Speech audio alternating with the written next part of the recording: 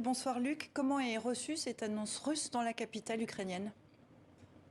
Bonsoir, alors écoutez, cette information elle est bien parvenue ici dans la capitale, mais elle est accueillie avec beaucoup de prudence, je dirais, par les habitants et les militaires à qui j'ai pu parler.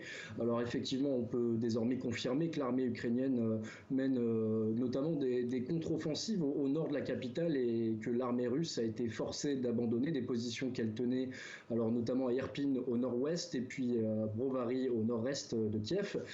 Mais pour le moment, il est difficile de dire que la pression, elle redescend ici dans l'agglomération de la capitale, car le quotidien est toujours rythmé par les sirènes antiaériennes. Et puis, dernier exemple marquant de cette menace russe qui continue de planer, des missiles de croisière qui ont frappé la nuit dernière l'un des plus grands dépôts de carburant à Kalinovka, au sud de la capitale.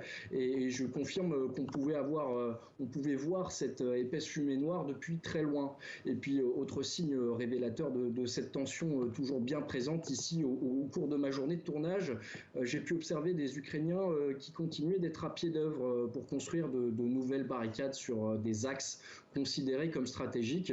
Je peux vous dire aussi que les forces territoriales et la police restent à l'affût d'éventuels saboteurs russes infiltrés dans la ville et que les contrôles des checkpoints sont très nombreux lorsqu'on se déplace en voiture dans la ville. Merci beaucoup Luc Hurtel depuis Kiev d'être revenu avec nous sur ces combats et sur cette annonce russe. On va